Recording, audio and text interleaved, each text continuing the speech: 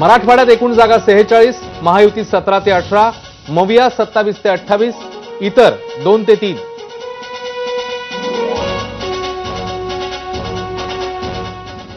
मुंबईमध्ये अतिशय close fight बघायला मिळते. महायुती 17 ते 18, मविया 18 ते 19, इतर 1 ते 2. एकूण जागा मुंबईतल्या 36. उत्तर महाराष्ट्रात एकूण जागांची संख्या आहे 35, महायुती 18 ते 21, मविया 15 ते 16, इतरांच्या खात्यात 2 जागा जाऊ शकतात.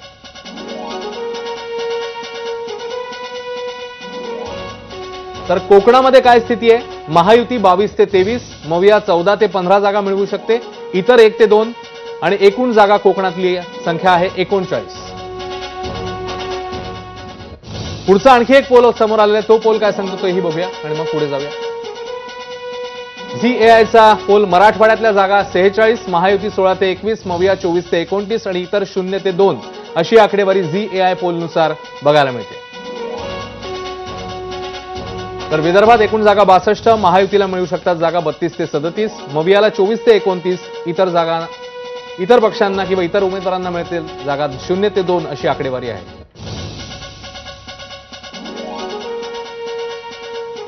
मुंबईतला इकडेही पोल आपण बघतो तोही क्लोज फाईट दाखवते. मुंबईत महायुतीला 15 ते 20, मविया 15 ते 20, इतर 0 ते 1, एकूण जागा 36. तर आता रिजन वाईज पोल आपल्या समोर आहे. राजीव सर, याच्यामध्ये आता थोडंसं मुंबईकडे येऊया आपण. मुंबई आणि जर हे बघितलं तर इकडे क्लोज फाईट दाखवलेली आहे दोन्ही पोलमध्ये. तर मुंबई कोकण असेल, ठाणे असेल, इकडचं चित्र जर आपण बघायचं झालं तर तुम्ही कसं बघताय? कोणते मुद्दे महत्त्वाचे ठरले आणि ही आकडेवारी काय सांगते? अजूनही लोकांच्या मनातला आपल्याला थांग लागत नाहीये.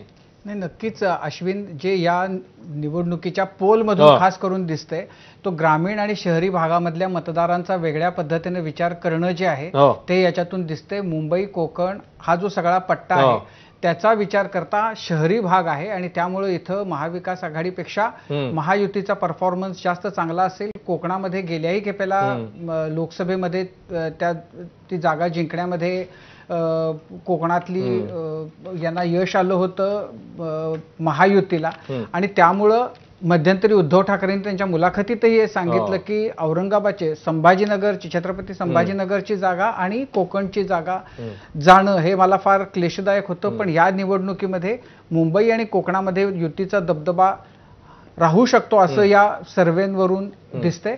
आणि मुख्य लढा जो आहे तो जसा एकीकडे विदर्भ आणि मराठवाड्याचा आहे तसाच शहरी भागामध्ये महायुतीच्या दृष्टीनं इथला आपला दबदबा कायम राहील. इथं आपल्याला जास्तीत जास्त जागा कशा जिंकता येतील या दृष्टीनं त्यांनी प्रयत्न केले होते. मला असं वाटतं की महायुतीनं लोकसभेच्या निवडणुकीच्या नंतर ज्या गोष्टी केल्या त्याच्यामध्ये एक गोष्ट जी फार ज्याच्याबद्दल चर्चा झाली नाही, जी भाजपच्या कडून केली गेली, ती भाजपचे ज्येष्ठ नेते भूपेंद्र यादव हे गेले जवळपास 2-3 महिने मुंबईमध्ये तळ ठोकून होते आणि जी सामाजिक वीण उसवली गेल्याच्या बद्दलची जी चर्चा आणि त्याच्याबद्दलची जी खंत आहे, बीजेपीनं हा एक प्रयत्न करून पाहिलेला आहे. त्याला यश किती मिळते हे आपल्याला अर्थातच निवडणुकीच्या नंतर कळेल.